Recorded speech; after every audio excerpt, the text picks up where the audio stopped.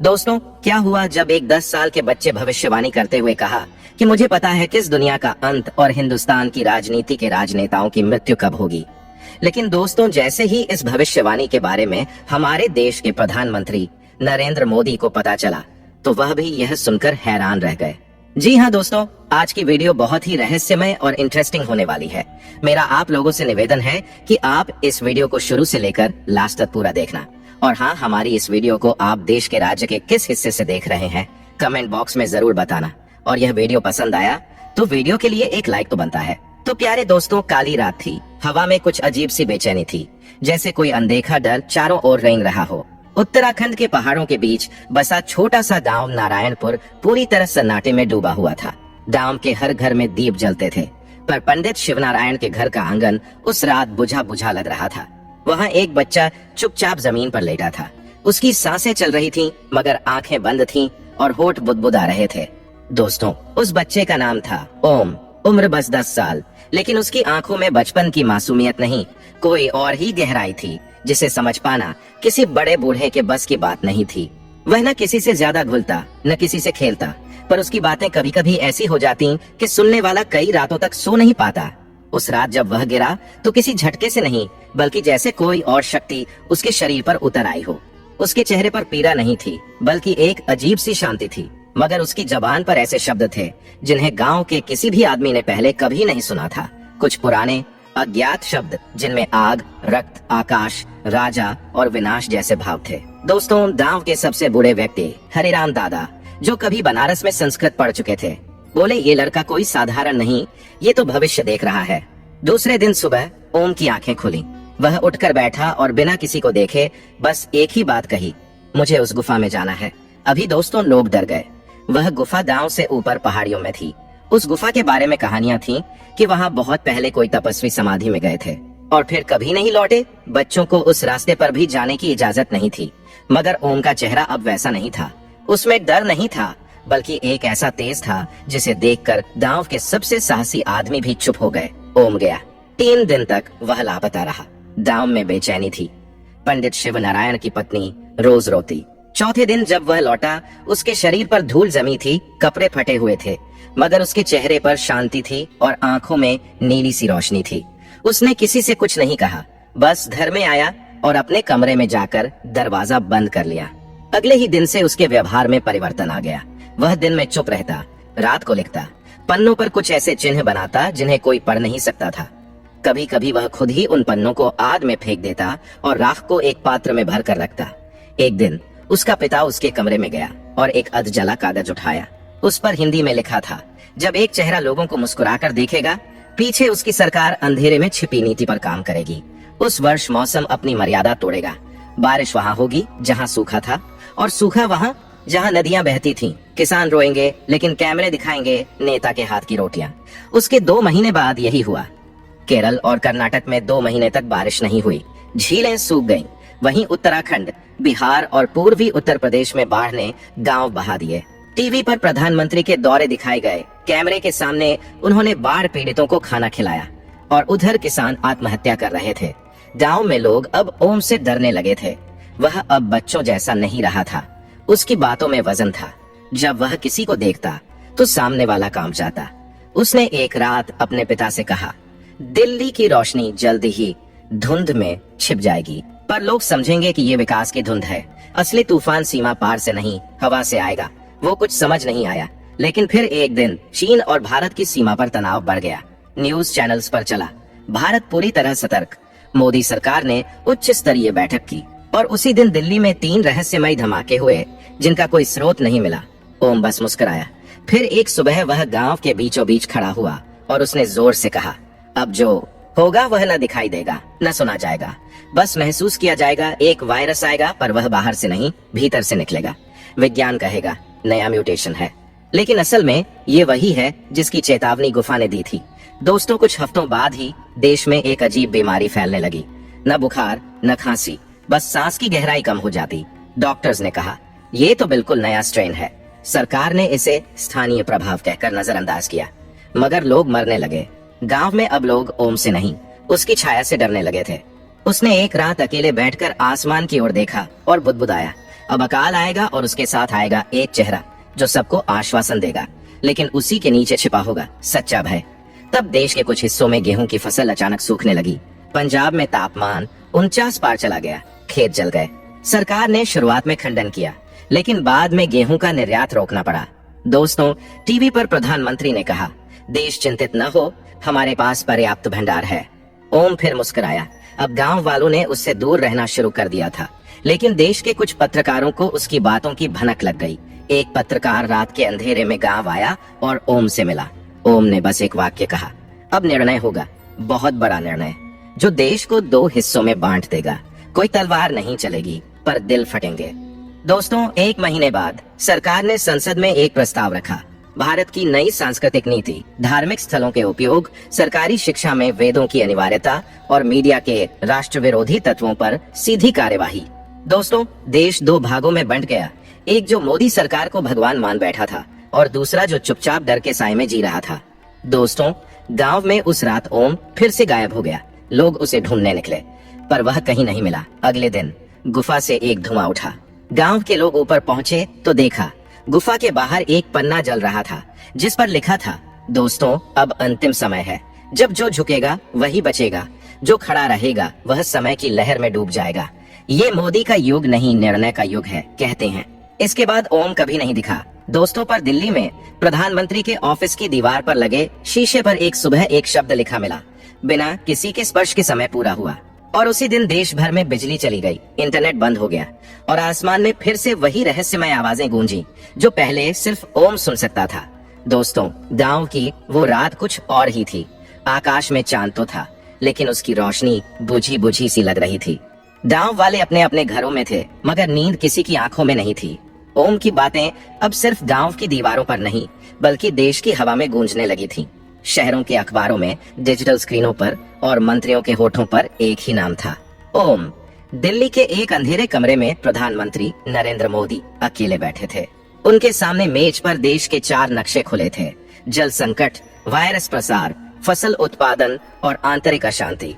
चारों नक्शे पर एक बात कॉमन थी, हर क्षेत्र में एक अजीब ढंग की गिरावट। कोई स्पष्ट दुश्मन नहीं, कोई युद्ध नहीं, फिर भी सब कुछ जैसे हाथ से फिसलता जा रहा था। दोस्तों, उन्होंने सामने रखे एक रजिस्टर को खोला, जिसमें पिछले कुछ महीनों की खुफिया रिपोर्ट्स दर्ज थीं। हर तीसरी रिपोर्ट में ओम का नाम था। वह अब सिर्फ एक बच्चा नहीं रहा था, वह एक चुपचाप चलने वाला तूफान बन चुका था, जो दिखता नहीं था पर हर दिशा से सुनाई देता था। उसी समय प्रधानमंत्री को एक गुप्त संदेश मिला। केवल 3 शब्दों में वह राजधानी में है। प्रधानमंत्री की आंखें एक पल को स्थिर हुईं। उन्होंने चुपचाप एक फोन उठाया और कहा, मुझे उसका पता नहीं चाहिए, मुझे वह समय बताओ जब वह खुद मेरे सामने आकर खड़ा होगा। दोस्तों, दूसरे छोर से आवाज आई, वह वक्त आपके बनाए हुए कैलेंडर में नहीं है, वह अपने साथ वक्त लाता है। दोस्तों, अगली सुबह देश के 9 राज्यों में एक साथ एक जैसी घटनाएं घटी। स्कूलों में बच्चे अचानक खड़े हो गए और बोले, हमें वही पढ़ना है जो ओम ने कहा, हमें देखना है वो जो आंखें नहीं देखती। दोस्तों, प्रधानाचार्य घबरा गए, अध्यापक चुप हो गए। सरकार ने इसे डिजिटल सम्मोहन कहा, पर कोई यह नहीं समझ पा रहा था कि एक ऐसा बच्चा जो कहीं दिखाई नहीं देता, उसकी आवाजें देश के बच्चों तक कैसे पहुंच रही हैं। दोस्तों, पंडित शिवनारायण अब पूरी तरह चुप हो गए थे। वह दिन रात ओम का कमरा खोलकर उसमें बैठते और सिर्फ दीवार को देखते। एक दिन दीवार पर एक शब्द उभर आया, स्वर। उसी शाम उन्होंने अपनी पत्नी से कहा, अब वह केवल भविष्य नहीं बता रहा, वह हमारे भीतर नई ध्वनि जगा रहा है। दोस्तों, एक सूखी नदी के किनारे एक योगी बैठा था। वह पिछले 20 सालों से मौन था। उस दिन उसने पहली बार आंखें खोली और कहा, जिस देश ने ऋषियों को भुला दिया, अब वही देश एक बालक के मुख से ऋचा सुनेगा।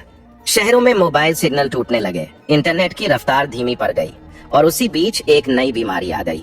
डॉक्टरों ने इसे आइडेंटिटी डिसऑर्डर कहा, पहचान का बिखराव।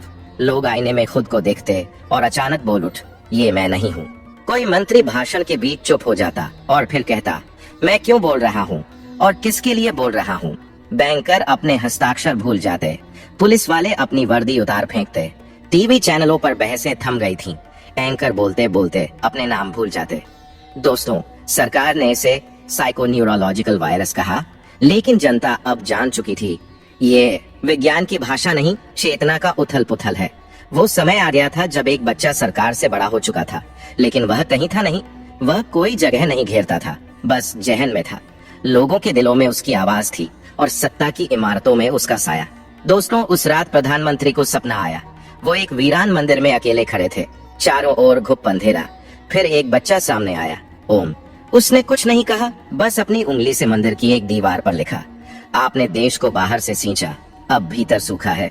जहाँ प्रेम होना था वहाँ डर बोया, और अब जो उगेगा वो आपकी समझ के बाहर होगा।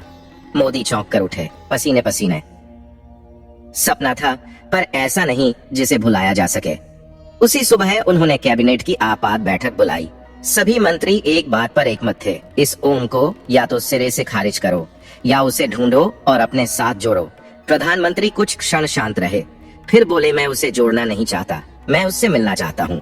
अकेले एक राजा को कभी कभी अपनी सबसे बड़ी चुनौती के सामने नंगे पांव खड़ा होना चाहिए। 7 दिन बाद प्रधानमंत्री अकेले उत्तराखंड पहुंचे। कोई सुरक्षा नहीं, कोई कैमरा नहीं, बस साधारण कपड़े पहनकर वह उस गांव पहुंचे जहां ओम कभी रहता था। गांव सुनसान था। ओम का कमरा अब एक कुटिया बन चुका था, जिसमें कोई दीपक जल रहा था।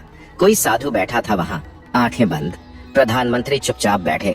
कई घंटे बीते, कोई संवाद नहीं हुआ।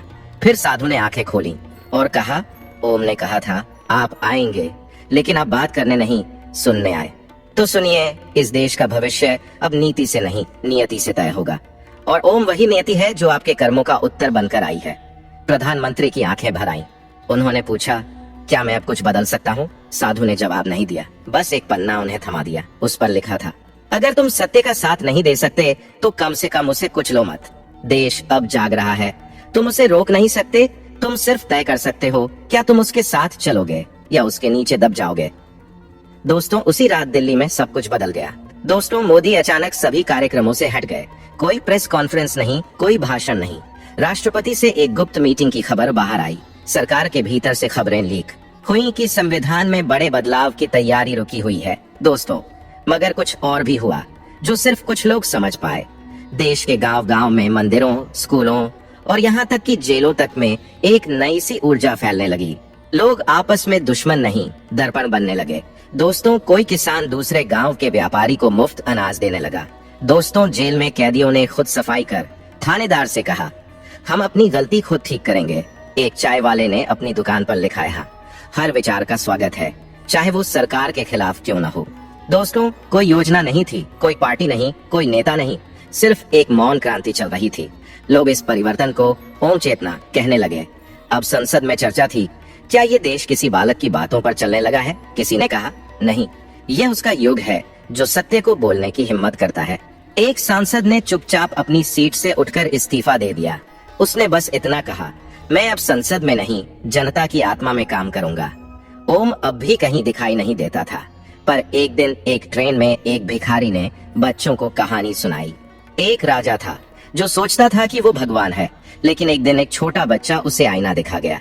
राजा अब भी राज करता है, पर अब वो भगवान नहीं, इंसान है। प्यारे दोस्तों, लोग हंसते रहे, पर ट्रेन की दीवार पर किसी ने लिखा देखा, ओम यहाँ था। दोस्तों, अब इस देश की पहचान बदल रही थी।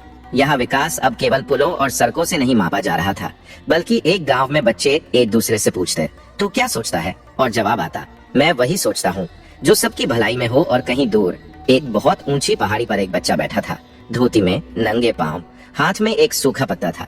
वो पत्ता हवा में उड़ गया और उसके साथ ही देश ने एक नया युग देखा, जहाँ सत्ताएं गिर सकती थीं, पर सच्चाई का कद कभी नहीं समाप्त होता। दोस्तों, कुहासे में डूबा पहाड़ धीरे धीरे उजाला निकल रहा था, जैसे कोई पुरानी स्मृति समय की ओट से लौट रही हो। उस ऊंचाई पर बैठा वो बालक अब शायद कोई साधारण बालक नहीं रह गया था। अपने दोनों हाथों में मिट्टी पकड़े बैठा था और आंखें बंद थीं। उसके होठों पर कोई मंत्र नहीं, बस मौन था। लेकिन उसका मौन अब वायुमंडल में एक कंपन बन चुका था। दोस्तों, कई मील दूर, जहाँ दिल्ली के भीतर एक और दिल्ली बसती थी, बंद कमरों की, गुप्त बैठकों की, नियतों और नीतियों की, वहाँ एक और रात ऐसे ही जगी थी। देश की सबसे ऊंची कुर्सी पर बैठा आदमी अब भी चुप था। उसके सामने न कोई किताब थी, न स्क्रीन, न कैमरा, केवल वह स्वयं था। उसके सिरहाने एक पुराना रेडियो बज रहा था, बहुत धीमे, मानो बीते वर्षों की कोई धुंधली स्मृति। वह उठे, खिड़की खोली। अंधेरे में दूर बहुत रोशनी थी। शहर अब भी जल रहा था, मगर अब वह चमकती आग नहीं, सोचती आग थी। दोस्तों, उन्होंने भीतर लौटकर अपने निजी कमरे की दीवार पर हाथ फेरा। दीवार से कुछ आवाज आई, जैसे दीवार भी अब कह रही हो समय आ गया है। वह जानते थे कुछ है जो उन्हें खींच रहा है। कोई व्यक्ति नहीं, कोई संगठन नहीं, कोई विचार नहीं, बल्कि एक सत्य जो अब राष्ट्र के कंधे पर हाथ रखकर कह रहा था, अब फैसला तुम्हारा नहीं, भविष्य का होगा। दोस्तों, इसी दौरान देश के अलग अलग शहरों में एक नया व्यवहार फैलने लगा। लोग अचानक एक दूसरे की बात सुनने लगे। बाजारों में भाव नहीं, सहमति तय होने लगी। पुजारी एक नया मंत्र बोलते, जागो भीतर से। पुलिस स्टेशन के बाहर लिखा जाने लगा, डर की जगह नहीं, न्याय का द्वार। दोस्तों, छोटे छोटे किसान अब बड़े मंचों पर नहीं चलते, बल्कि खेत के बीच खड़े होकर कैमरे के सामने बोलते, मैं जो उगाता हूँ वो केवल अन्न नहीं, चेतना है। दोस्तों, कहीं कोई पार्टी नहीं थी, कोई झंडा नहीं, कोई नारा नहीं, बस एक लहर थी जो किसी तख्त को पलट नहीं रही थी, बल्कि उसके नीचे पड़े आईने को उठाकर राजा को दिखा रही थी। दोस्तों, बुद्धिजीवी परेशान थे। राजनीतिक विश्लेषक कह रहे थे, हमें समझ नहीं आ रहा ये आंदोलन किस ओर जा रहा है। लेकिन बच्चे समझ रहे थे। एक 8 साल की लड़की ने एक सरकारी स्कूल में अपनी शिक्षिका से कहा, हम क्या उस किताब को पढ़ सकते हैं जो ओम ने नहीं लिखी लेकिन जलाई थी? दोस्तों, किसी ने पूछा, कौन सी किताब? बच्ची बोली, जिसे ओम ने सपने में हमें पढ़ा दिया। दोस्तों, उसी रात देश के 54 जिलों में एक जैसी घटना हुई। लोगों ने सपने में ओम को देखा। कुछ ने सुना, तैयार रहो। कुछ ने महसूस किया, तुम खुद हो उत्तर। कुछ केवल रोते हुए उठे और उन्हें पहली बार एहसास हुआ कि वर्षों से भीतर कुछ सूख गया था जो अब भीगने लगा है। दोस्तों, बौद्ध भिक्षुओं ने तिब्बत से संदेश भेजा, भारत जाग रहा है, उसे रोको मत। दक्षिण अफ्रीका में एक स्ट्रीट पेंटर ने अपने चित्र पर लिखा, मैंने ओम को नहीं देखा, फिर भी मैं उसे देख पा रहा हूँ। और रूस में एक वैज्ञानिक ने रिपोर्ट दी, भारत के वायुमंडल में एक ऊर्जा प्रवाह है जो किसी व्यक्ति से नहीं, किसी चेतना से उत्पन्न हो रहा है। संयुक्त राष्ट्र में चर्चा उठी, भारत में क्या हो रहा है? एक प्रतिनिधि ने कहा, वहाँ कोई आंदोलन नहीं, वहाँ सत्य ने चुपचाप शासन संभाल लिया है। दोस्तों, इस दौरान ओम फिर से कहीं नहीं दिखा, लेकिन गुफा में उस पहाड़ की चोटी पर एक पत्थर के नीचे किसी चरवाहे को एक हस्तलिखित पत्र मिला। कोई नाम नहीं था, शब्द साधारण थे लेकिन हवा में कांपते थे। तुमने बहुत सोच लिया, अब जीने का वक्त है। तुम्हारा शरीर तुम्हारा नहीं, यह अगली पीढ़ी का माध्यम है।